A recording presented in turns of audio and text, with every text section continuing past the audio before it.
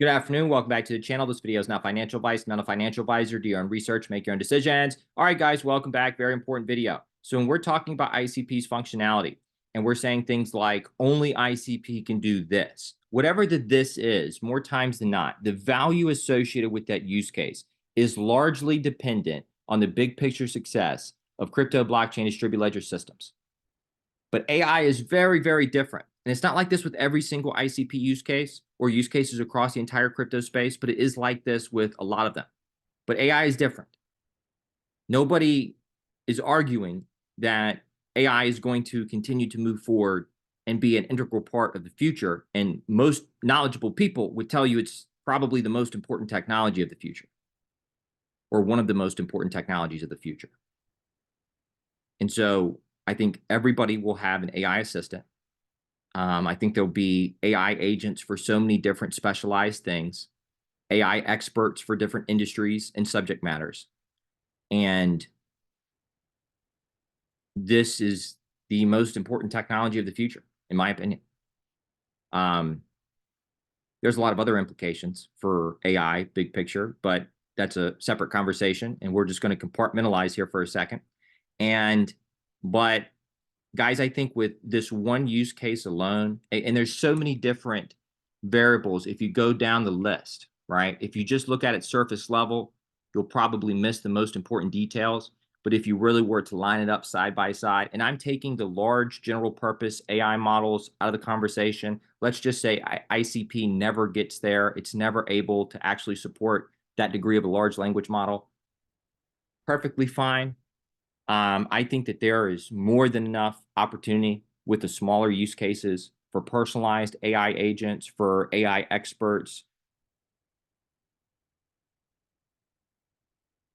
And then when you look at the breakdown of where this could possibly happen, here's the thing.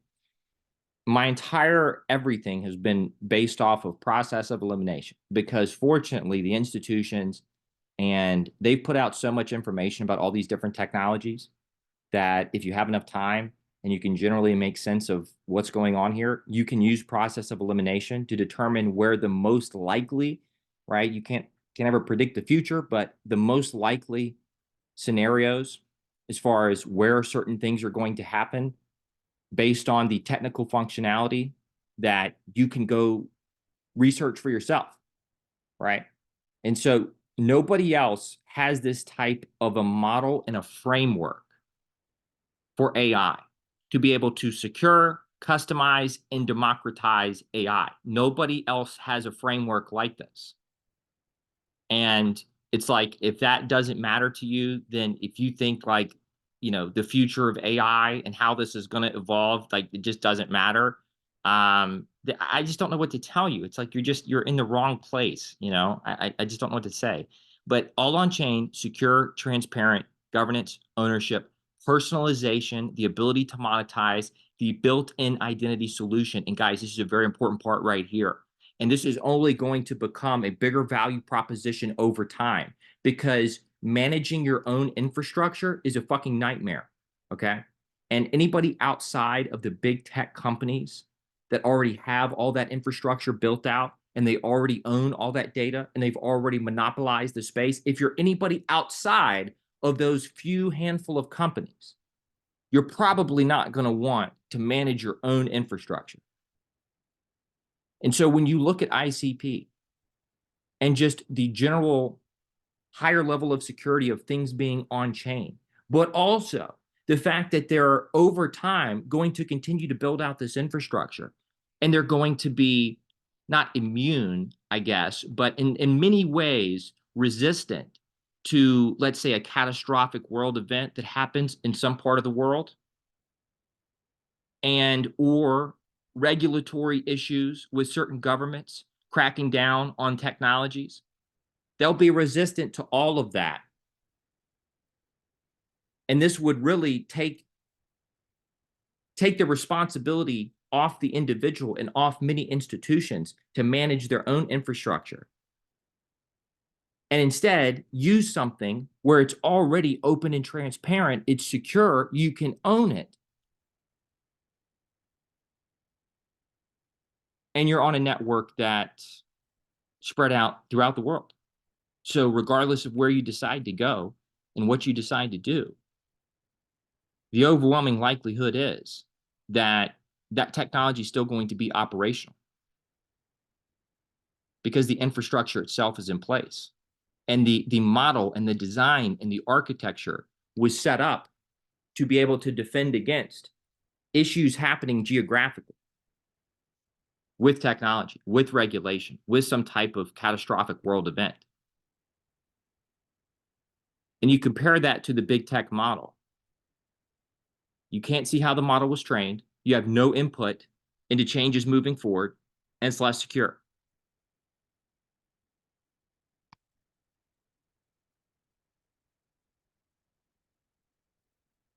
And any institution outside of big tech, if you wanted to do things like this at a larger scale, you would really need to own your own infrastructure. If you're outsourcing it elsewhere, you're giving them that degree of control over certain things, probably the data itself, a lot of the decision making, right? But ICP is unique in that regard because it's an open public network. It's an extension of the web. It's like more or less outsourcing a lot of the infrastructure and security type issues to ICP while still maintaining ownership yourself. And potentially being able to utilize some of the better network effects in the entire space, because I do believe that's what ICP is going to be over time, because they can operate on different networks. It just logically makes sense to me why they're going to have some of the strongest network effects, because they can operate on other networks and these other networks can't, right? So that's getting back into a specific use case that is more so tied to the big picture success of the industry as a whole. But AI is not. And in my opinion, take every single use case out of the conversation. I think with AI alone, if ICP could be positioned to take the smaller use cases outside of the large general purpose, I think that alone would pave the way for ICP. Let's just say everything. Forget about the fact that, in my opinion, right now, sitting here today, they're the best payments network on earth. I think statistically speaking, we could start like looking at numbers and metrics and criteria. And I could make that case probably like a pretty strong case. But take all that out of the conversation. Take the Bitcoin scaling solution out of the conversation. Take everything with Ethereum out of the conversation. Any other use cases, real world assets, just forget about it. I think with this use case alone, if ICP can do this on a smaller scale and be the best solution for the smaller AI use cases, it's over. It's over. You can't, there's nothing else that checks all these boxes. There's nothing else that gets close. And that's important because the subject matter that we're talking about is important. AI is it's going to be the most important technology of the future. All right. We're not talking about, ticketing or some other, random use case, more transactional type use case. This is the most important technology of the future.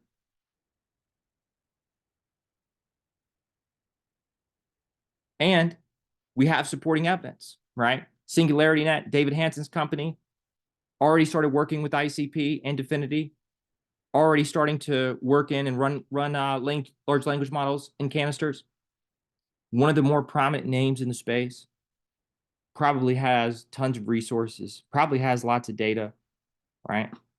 And ultimately, I think that if SingularityNet is actively working with dfinity and with ICP, I don't think that would be happening if certain things were not possible on ICP and with AI. But understand too, guys, it's early 2024. All right. This could progress at such a rapid pace just in like 2 or 3 years, even on ICP. Obviously, I think on ICP, it's going to happen at a slower rate than it's going to happen with the big tech models, just because there is just more data, more network effects, more resources, more everything. But at the end of the day, the underlying properties of their model in an ICP-based model are never going to be the same, okay? So there's certain trade-offs, right? The trade-offs with big tech are what you can see in front of your screen. The trade-offs with ICP are more so they haven't completely monopolized the tech space over the last 15 years, so they don't have 15 years worth of data from millions of people to be able to build a larger general purpose large language model. So, but I personally see this as I see AI as being married to ICP at this point. Yeah, I see the two technologies married together. And yeah, AI could go forward without ICP, but it will be very hard for me to see that happen. And I'm really just getting into the AI conversation, and I still have a lot of more research to do. And I do want to openly say too that, you know, I'll try to dig in as much as I can to figure out exactly where we stand right now, like what's possible right now, what's going to be possible in 12 months, what's going to be possible in 2 years, 3 years, 4 years, so on and so forth, just so we can kind of have general expectations as far as what's going on with this and where everything stands. So I'm going to do more digging in that as well. I'm trying to talk to a lot of different people. I'm going to talk to the people at ELNA as well. And I think this is the most important. I mean, it's like all the use cases are very important, guys. But since AI is going to be the most important technology of the future, that, in my opinion, makes this the most important use case. And being able to get this right, in my opinion, nothing ever ensures success, and nothing is ever a sure thing. But I don't know, guys, come to your own conclusions. I don't think there's a better model out there. I don't think there's a better framework.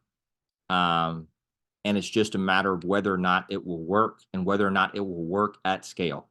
And that's the only question. And if it can, and if it does, then I don't see this going any other direction.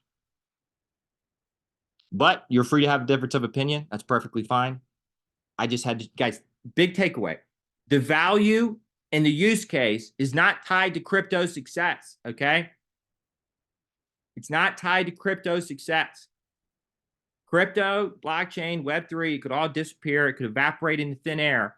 And this use case still be extremely, extremely valuable. All right? Always wait to the end where I make important points, even though that's how I started the video. But I just want to drive that point home. The use case, the value in the use case is not tied to, it's not tied to the success of Web3, okay? The value in the use case is going to be there regardless because AI is not going away and it's the technology of the future. So that's all I have for this video. Thank you everyone who's liked, shared, and subscribed. Take care. This was not financial advice. Take care. Have a good day. I'll see you in the next video.